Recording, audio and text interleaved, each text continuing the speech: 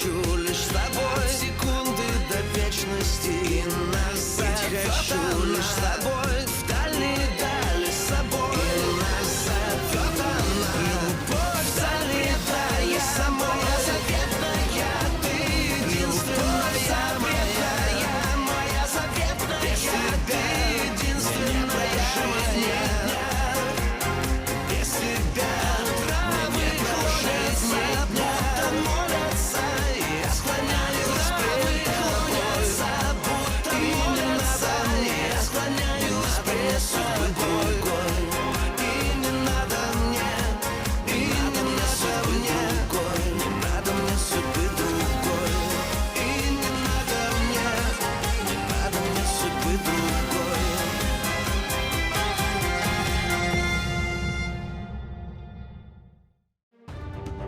الخاطفين بيطلبوا من بيترو فدية ليحرروا مرته، بس هذا الشيء ما كان داخل ضمن مخططات بيترو. المشردين بيحرروا ليديا من الأسر وبيطمعوا إنهم ياخدوا مكافأة، بس يورمالاي بيحطم لهم كل آمالهم. ليديا بتلفق أمور عن بيترو وماريسا وبتتهمهم بجرائم كتيرة. أكين هو وشركائه بيخطفوا مانيفا، بس الراهبة مانيفا ما بترضى تعمل مثل ما بتطلب العصابة منها. دينيس بتستمر بمؤامراتها البشعة لحتى توصل للعرش.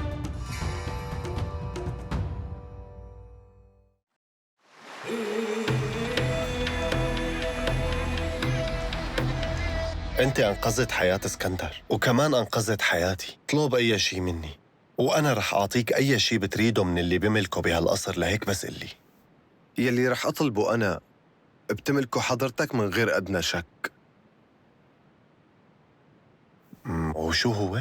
أحكي وأكيد رح تحصل عليه. بتمنى تعطيني جاريتك الروسية من الحرم ليك أنا.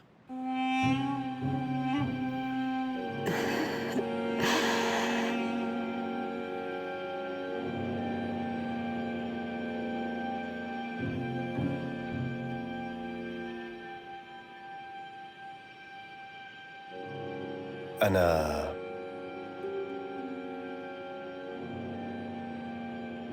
ما بقدر نفذ يلي طلبته. بتمنى تعذرني، بس أنا رح تضل بالقصر. تسمح لي أعرف يا ألتان بيك شو السبب لحتى ما تعطيني إياها؟ هي ما أنا غرض عندي ولا حتى لعبة. ببساطة ما بقدر أهديك بني آدم أو أعطيك إياه. بس هي جارية عندك وحضرتك بتعرف العادات. اسمع منيح شو بدي أقول. أنت من شوي وقدام كل الموجودين بهالغرفة وعدته ولازم تنفذ له طلبه. هاي الحقيقة يا ألتان بيك، وإلا رح تخلف بوعدك. نحن عم نستنى يا ألتان. يلي بيوعد بشي لازم ينفذه.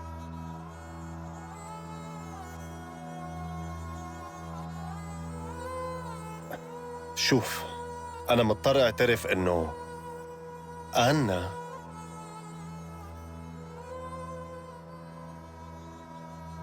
أعطيتها لغيره. مو صحيح. مين بيكون هذا الشخص يلي عم تقول عطيته الجارية الروسية؟ أنا بعرفه؟ إيه طبعاً أكيد، ليكو واقف جنبك.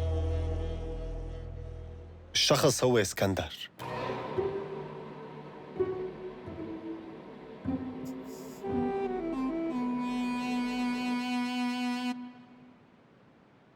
شو؟ مستحيل هذا الشيء.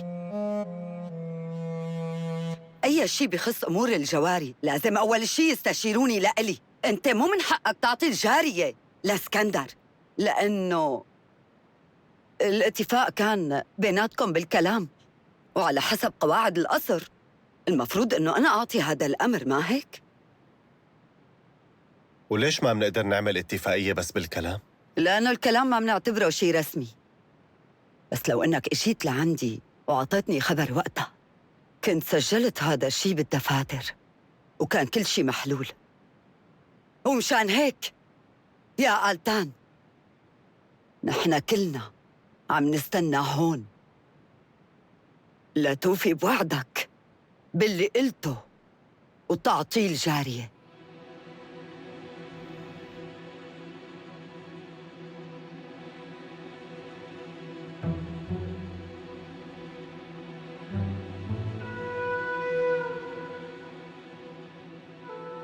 تعال معي شوي.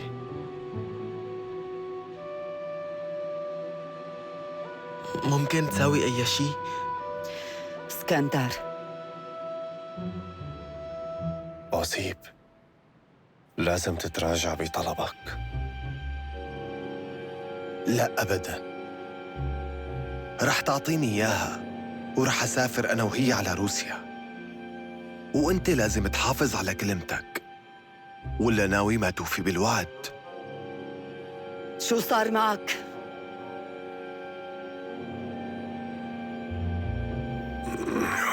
بعد عني أنت وياه، اتركوني بدي فوت. يا أبي هن بدهم ياخدوها وأنا ما بدي. أنت ما لازم تسمح بهذا الشيء، اهدى يا بترجاك. اسكندر، أنا ما عم أفهم شو عم تقول. هذا الشبيه اللي أنقذني من الموت يوسف بده من قلتاني أعطيه أنا، بده ياخدها مني، بس أنت لازم تمنعهم. هذا مو عدل يا أبي، هذا استنى، مو عدل. اسكندر اهدى بس شوي. هي نفسها البنت عنا؟ هي نفسها. بترجاك تعمل شيء. مو كثير متأخر الوقت على زيارتك أختي؟ بتمنى تسامحني يا مولاي السلطان. شفته الاسكندر شلون فات لعندك على الغرفة، وبعرف شو سبب زعله. اسمح لي اشرح لك شو عم بيصير. طيب احكي. واحد من حراسنا يلي موجودين بالقصر أنقذ حياته الاسكندر، وهالحارس خلصت خدمته عنا وطلب مكافأة صغيرة، وحدة من الجواري، وقلتان بيك وعد إنه ينفذ له هاي الرغبة. لا، هالشي مو صح. القصة ما صارت هيك. قلتان ما كان بده يعطي لا إياها. تخليني أعصب. وهو وفى بوعده. جبرتيه يساوي هيك. ما حدا جبره على شي، والجارية ما عادت لقلتان وصار عندها مالك جديد.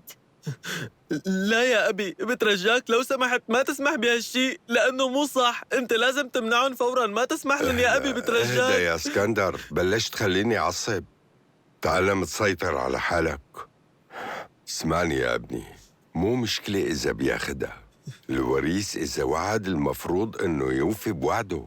أنا مستعد أقدم لك أحلى جارية عنا بالحرم لك. يا ابني اهدى يا اسكندر، ما بصير تخلي ضعفك يتحكم فيك.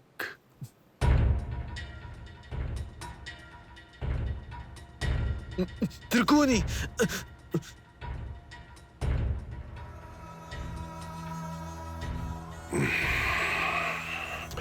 يا ابني هلأ صار لازم إنك تكبر، وإذا أنت رجال لازم تتعلم كيف تواجه التحديات بقساوة القلب. يلا مساح دموعك، ما بدي أشوفك هيك.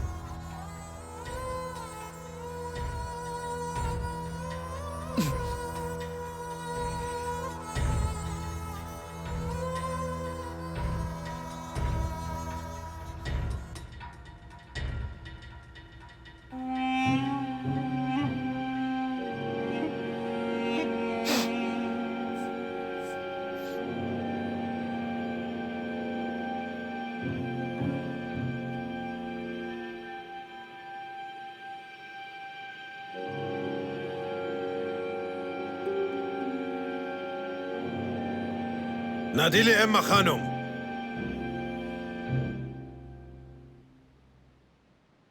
جيبي لنا جارية من جوا اسمها آنا، روسية.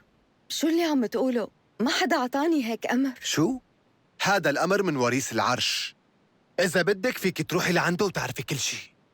وهلأ لو سمحتي روحي ونفذي اللي قلنا لك عليه. استعجلي، نحن ما في عنا وقت لنستنى.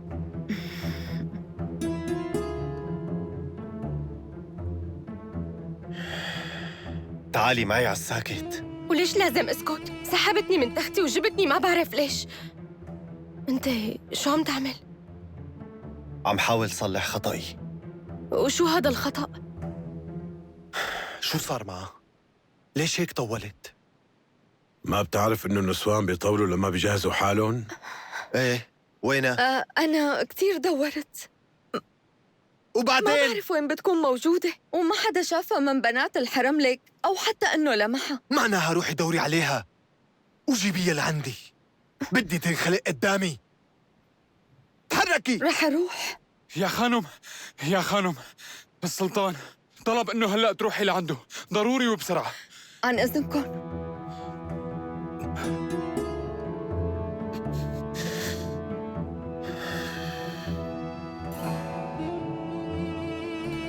لوين رايحين؟ لازم نطلع من القصر بأسرع وقت. طيب بعد ما نطلع لوين رح توديني؟ رح تعرفي. أنا بدي تفهمني هلأ لوين آخذني. صدقيني ما عندي وقت لحتى أشرح لك كل دقيقة هلأ لقيمتها. أنا ما عم خلص بفهم اسكتي عليك. وخلينا نمشي. ما رح أتحرك قبل ما تشرح لي كل شيء. لو سمحتي ما في وقت. قلت لك ما رح روح. إذا ما منروح فوراً من هون رح ياخدك أوسيب. هلأ صار بيملكك. كيف يعني هو صار بيملكني؟ هالحكي مو مزبوط. أنا ببساطة فيني ما أروح معه. ليش لحتى لأنه أنا أهرب من اضطريت القصر؟ أهديكي لإله.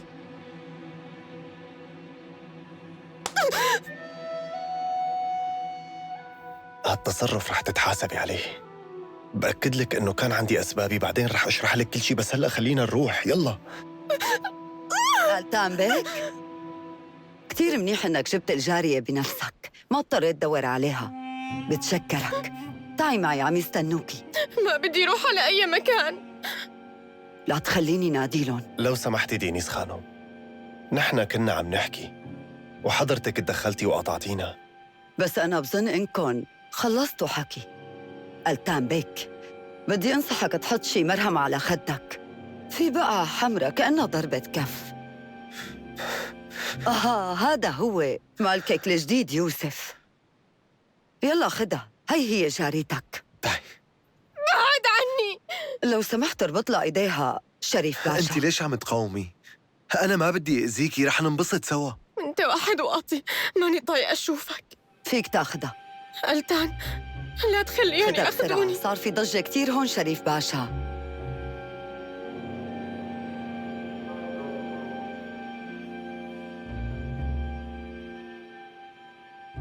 متذكر اتفاقنا؟ إيه.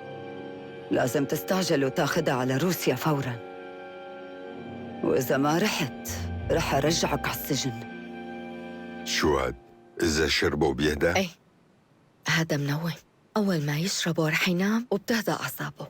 ممتاز. اسكندر، شرب الدواء. ما رح أشربه، لا تعذب حالك. ما تخليني أعيد الكلام مرتين، هذا لمصلحتك. يلا شرب الدواء يا ابني. كلهم خانوني، حتى أنت وآلتان.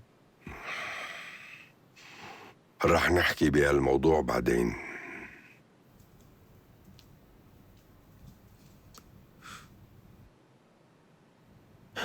أنا رح أقتله لآلتان، رح أقتله. طول بالك، انت عم تحكي كلام ما لازم تحكيه، وهلأ لازم تنام وترتاح. يلا تعال. أنا أنت إلي.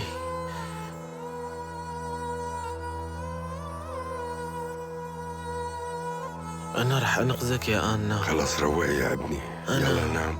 أنا رح لاقيكي.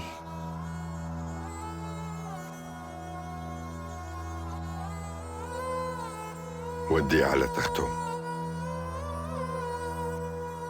عمهلك عليه.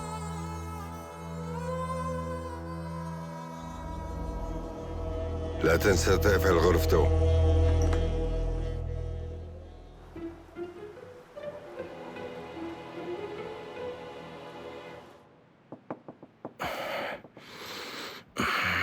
مين على الباب؟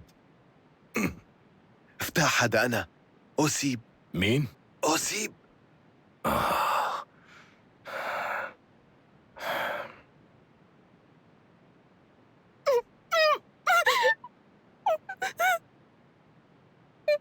ليش ما قلت في حدا معك؟ مين بتكون؟ شو يلي صار؟ أنا لو سمحت تحكي معه، هو بده ياخذني معه بس ما بعرف لوين. رح نضل عندك اليوم وبكرة مسافرين على روسيا. أنا ما بدي روح خلاص اسكتي. هلا بفيقوا علينا اصحاب البيت. وسيب اشرح لي شو اللي عم يصير هون. بابا ما في محل ننام فيه، خلينا الليلة هون. هو ابنك؟ طيب احكي معه لو سمحت. أنا ما رح روح معه على أي مكان إلا. شو اللي عم تعمله؟ وليش هي مربطة؟ يا أبي هي ما رح تستوعب غير هيك. أنت ليش هيك بتفاجئ؟ أنا ما سرقتها، يلي أعطاني إياها وريث السلطان. يعني هي عبدة؟ كانت بالحرم لك وهلأ صارت لإلي. شو قلت يا أبي؟ ليلة وحدة بعدين منروح. بصراحة أنا ما بقدر خليكن عندي. ليش؟ لأنه بيقلعوني. يعني بخسر شغلي إذا بخليكن عندي. اسمعني شوي، نحن بس بدنا ننام هون. بتخجل ابنك معقول؟ ما بدي خجلك، بس شوف، بصراحة مو عاجبني بالمرة يا أصيب كل هالشي. أبي طيب فيكم تناموا هون على الأرض. شكراً لك. إيه خلص طيب يلا اهدي اهدي اهدي.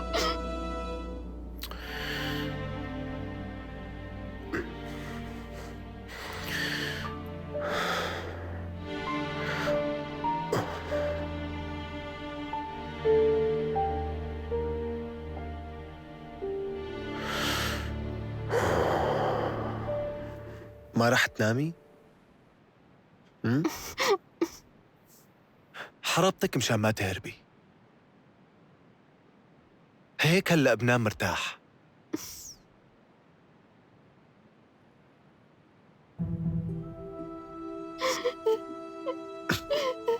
شو رأيك تنامي جنبي؟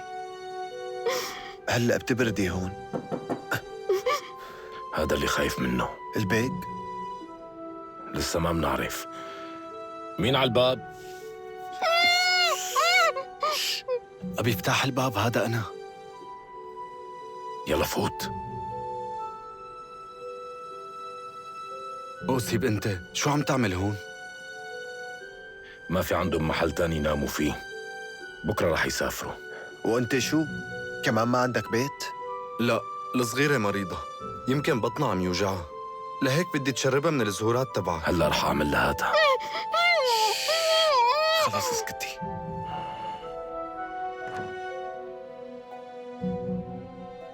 بس شبهها هي، وليش مربطة هيك بهي الطريقة؟ هاي مو شغلتك أنت.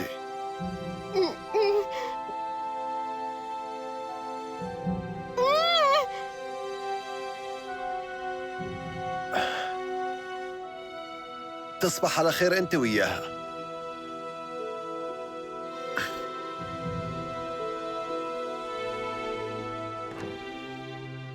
شو صار؟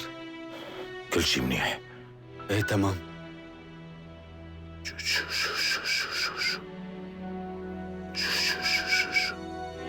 أيوة هيك.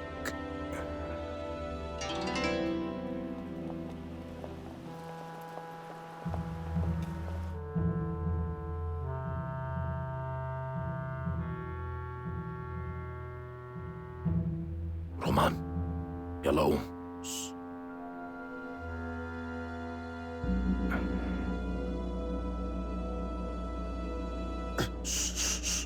يلا فيق.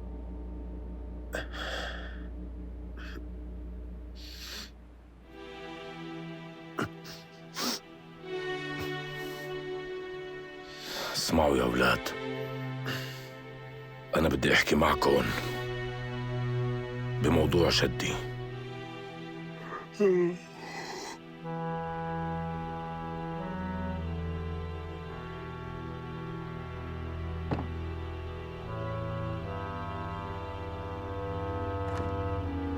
فاسيلي أنا جبت الحليب.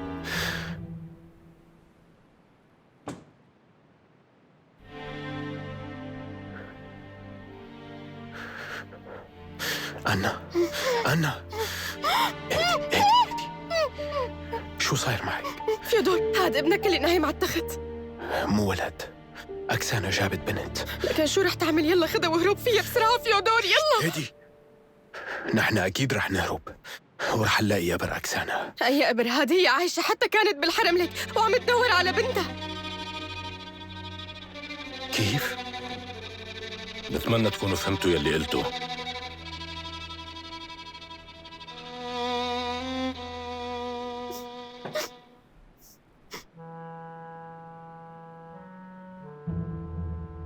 فيودور، لا تعمل هيك.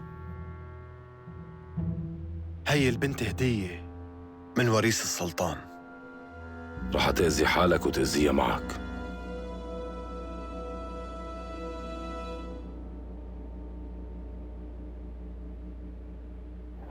يلي قلتيه متأكدة منه؟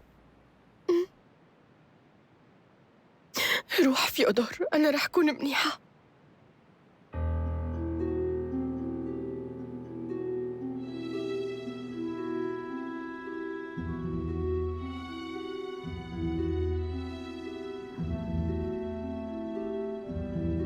أنا هلأ جبت حليب طعموه لبنتي.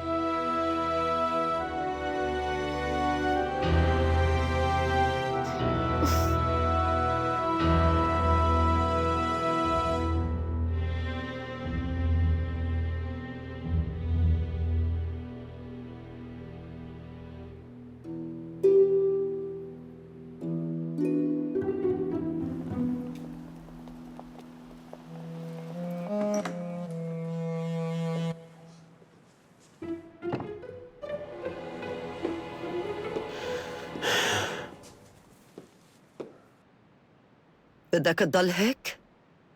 وشو بدك يعني ساوي؟ أصلاً حياتي ما عاد إلها معنى. يا ابن أخي، مو بكير كتير إنك تستسلم؟ ساوي شي.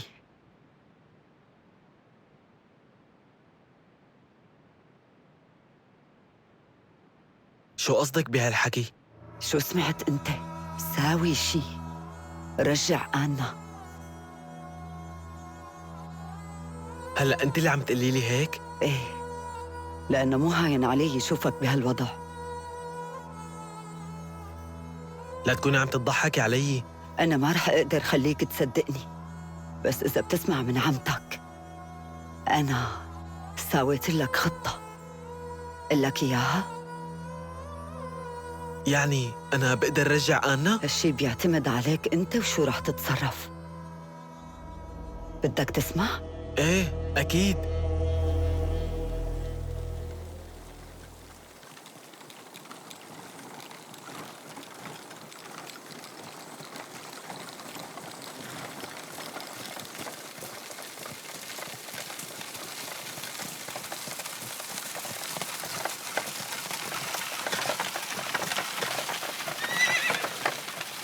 الانكشاري الأسود، يلا اهربوا، هاد ما بيرحم حدا.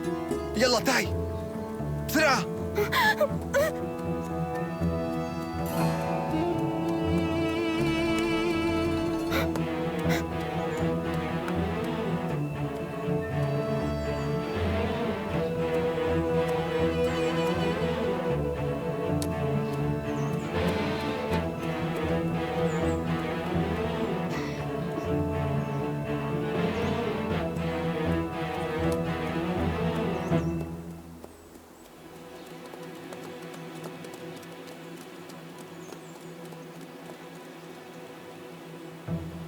قومي قومي يلا بسرعة.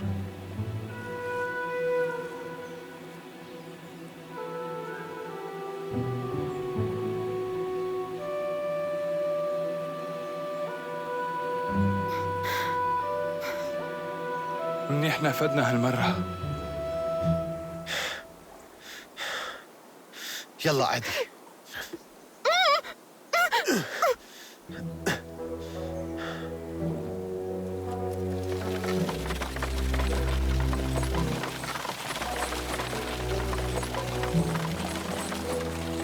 لساتك شاكك؟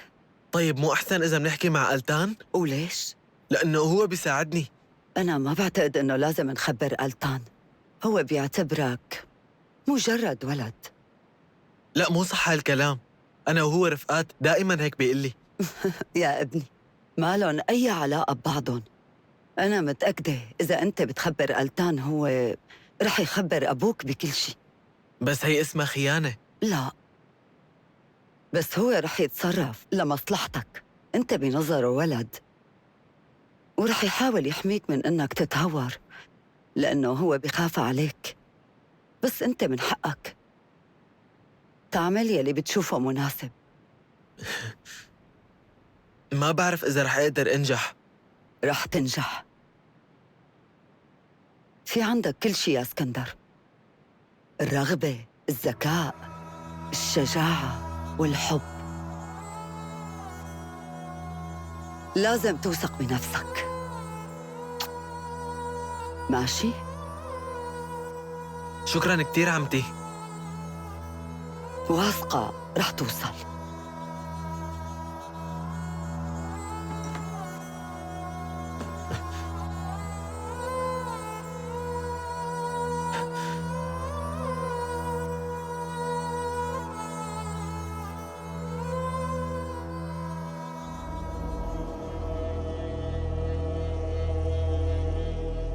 اسكندر، تفضل. منقدر نحكي؟ ايه طبعاً، فوت. بصراحة أنا ما بعرف شو بدي أقول. بتمنى أنك تسامحني. طيب ارتاح ألتان.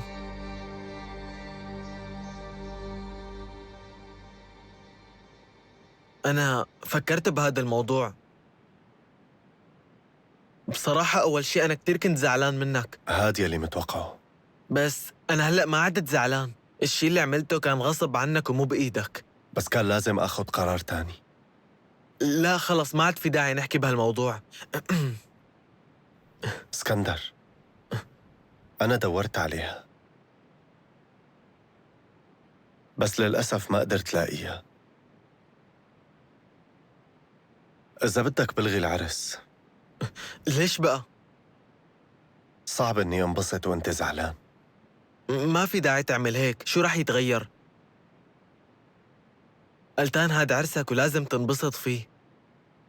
بس لا تزعل إذا أنا ما كنت موجود. ما رح لومك.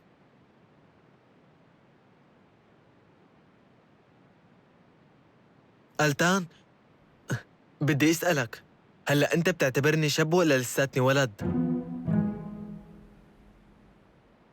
أنا بعتبرك شخص مثلي مثله. أنت مو صغير يا اسكندر. عم تحكي جد؟ هي الحقيقة. بس ليش عم تسأل؟ ولا شي، بس خطر لي إنه أسألك. أمور العرس جاهزة؟ معناها ألف مبروك. عقبالك.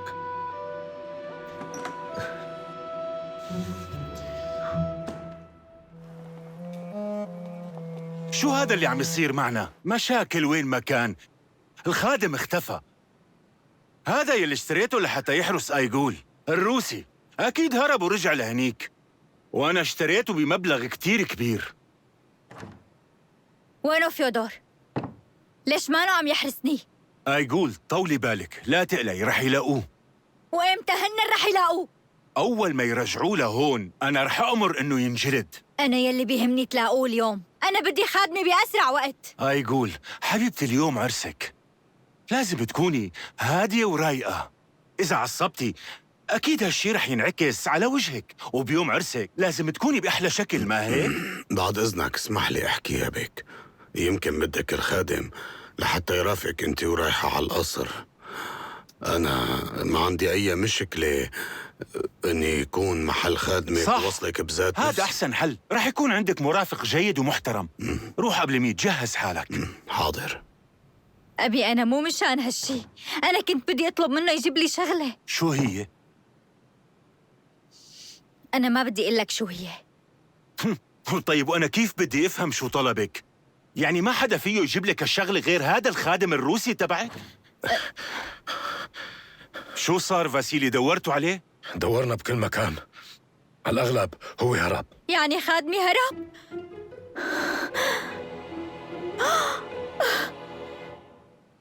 يعني ما في أمل يلتقى.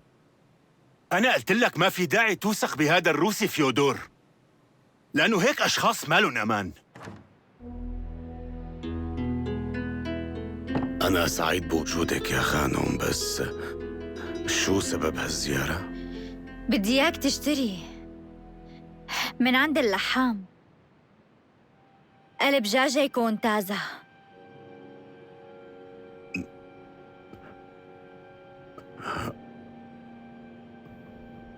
بعرف إنه ما بيصير أسألك، بس هالشي مشان الشعوذة، السحر؟ أنت بدك تساعدني نفذ كل شي أنا عم أطلبه بدون أي حكي ما إله طعمة.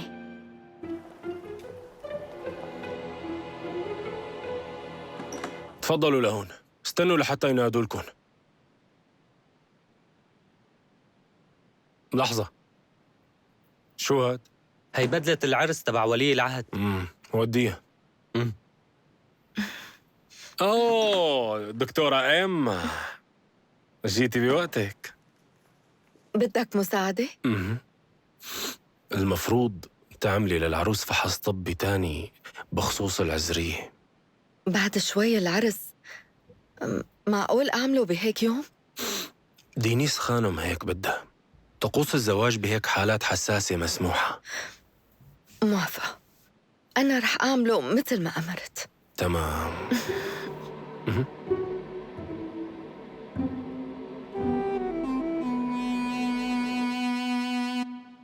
تفضلوا لعندي أربعة تازة، لحمة تازة مذبوحة اليوم. قرب يا حباب.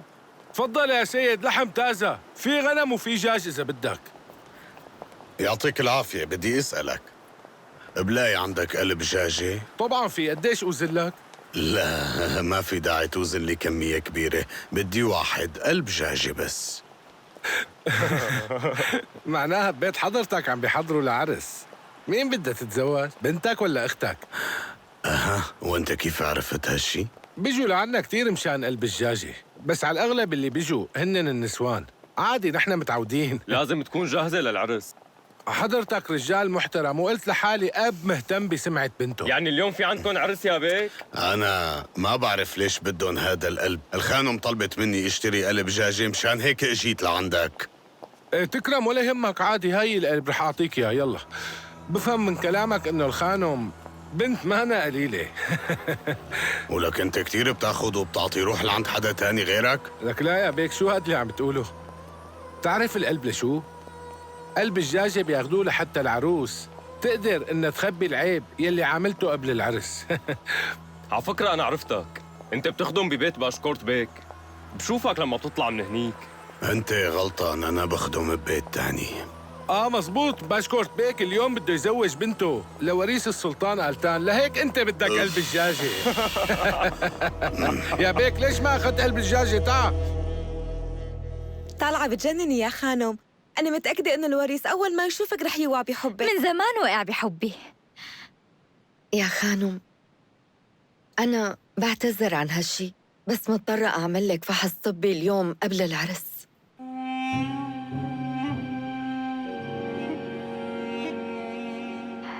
فيك تروحي.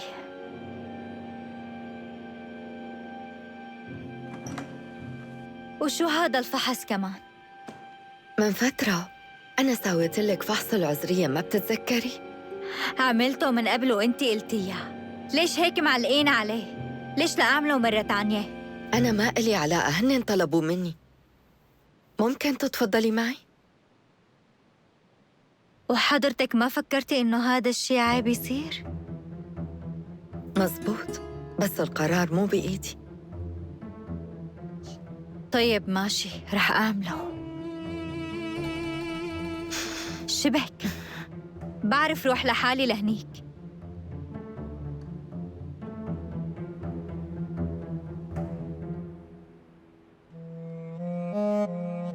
حضرت المطلوب؟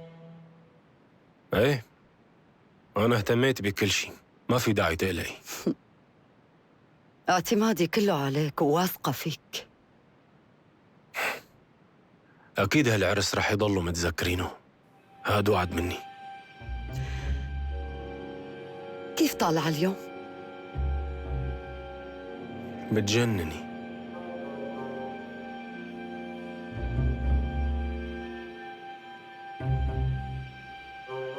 عمر،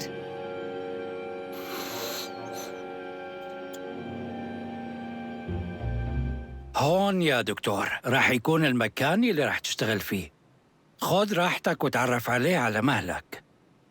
شكله منيح، ماشي حاله، يعني حاسس حالي رح أتأقلم هون. معناها كتير منيح.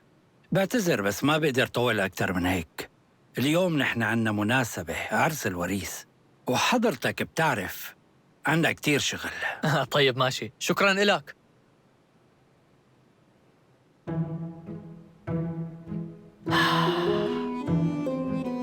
عظيم.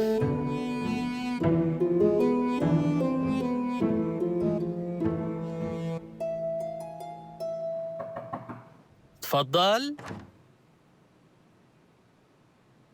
أهلين. مرحبا، أنت الدكتور الجديد؟ إيه أنا صحيح، مو صعب تحزري ما هيك؟ أنا كنت بعرف إنك رح تجي، وبصراحة كنت عم بستنى جيتك. هيك لكان. طيب شو سر هذا الاهتمام بشخصيتي المتواضعة؟ أنت جاية من روسيا. أي معك حق. من قسطنطينوف تحديداً. شو عاملة علي بحث قبل ما أجي لهون؟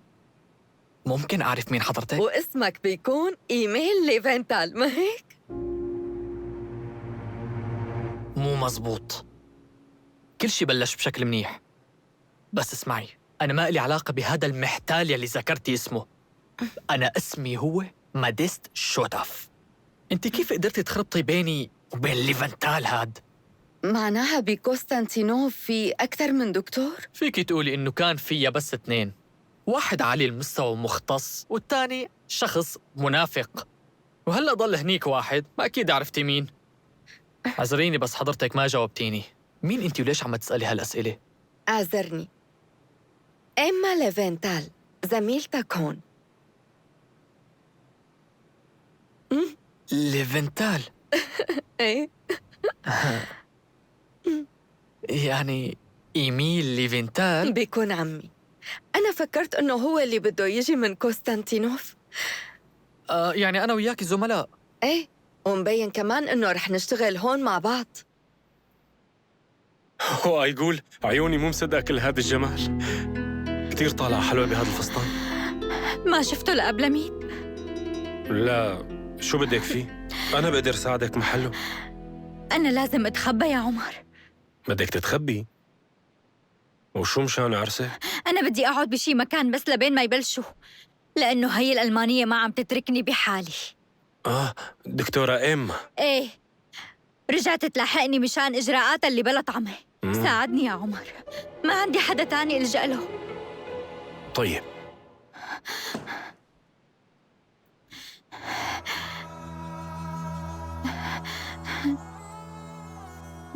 هون انت رح تكوني بأمان على الأكيد، وبس بلش العرس أنا فوراً رح أجي خبرك. أنا بتشكرك يا عمر، أنا مبسوطة إنه نحن لساتنا رفقات. أنت دائماً فيك تعتمدي علي بكل شي بدك إياه. يعني أنت هلأ مو زعلان مني لأني رح أتزوج اليوم؟ شو عم تقولي؟ أنا كتير مبسوط مشانك، لأنه اليوم هاد رح يكون واحد من أسعد أيام حياتي. أنت هلأ ارتاحي، رح أرجع لهون. شكراً.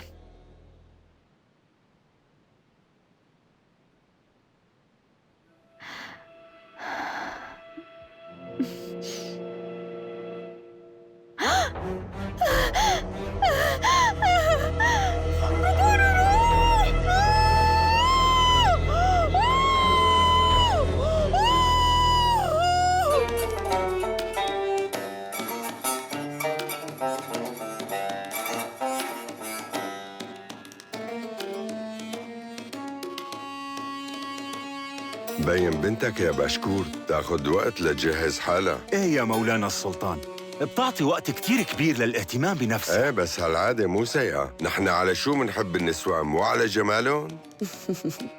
بيقولوا لما يكون الجمال موجود مع الذكاء سوا ممكن تساوي شغلات عجيبة ما بتخطر على بال حدا. فعلا معك حق. أيقول قربت تجي يا مولانا السلطان، حضرتك ما رح تنتظر كتير. ممتاز، معناها بس تجي فينا نبدأ فورا. أنا مو شايف اسكندر وين؟ مولاي السلطان، اسكندر قال لي إنه ما رح يقدر يكون موجود معنا. ما قال شو السبب؟ لا، بس بعتقد زعلان على البنت يلي أخذوها من القصر. يعني ما شالها من راسه لهلا؟ هالشي ما بصير. يلا روح جيبه وقول له ما حدا بيهمه موافقته، هو لازم يلتزم بالآداب العامة وبس. بأمرك مولاي السلطان.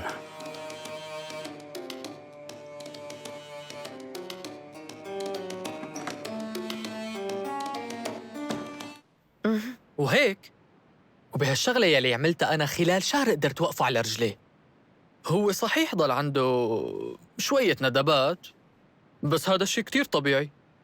أنا بحسك عن جد مو معقول، حياتك كانت مليانة بالأحداث والشغل. يعني أنت قصدك الشغل بالقصر بيملل الدكتور؟ لا مو هيك قصدي، بس هون في كتير روتين وبيخليك تمل. على هالنسوة على أساس كان لازم تجي لعندي العروس، لأنه كان لازم أعمل لها فحص العذرية.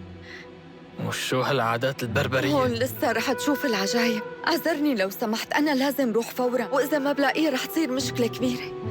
إيه أكيد ولا يهمك.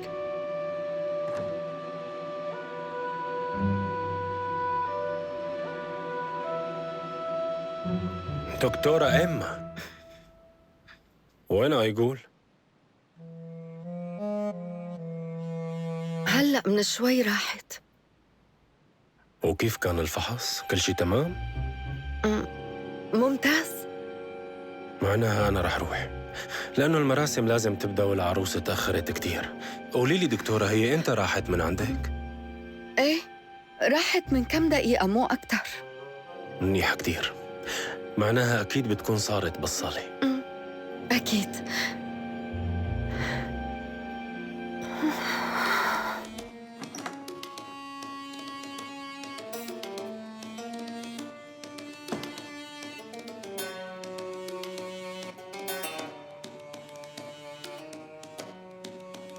لسه ما جت بنتك لهلا؟ لا عم نستنى، بس لسه معنا وقت.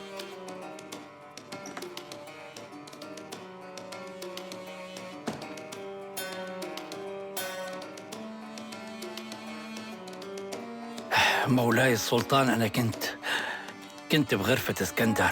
راح يجي ولا شو؟ هو ما هنيك. كيف يعني؟ لقيت هي على طاولته.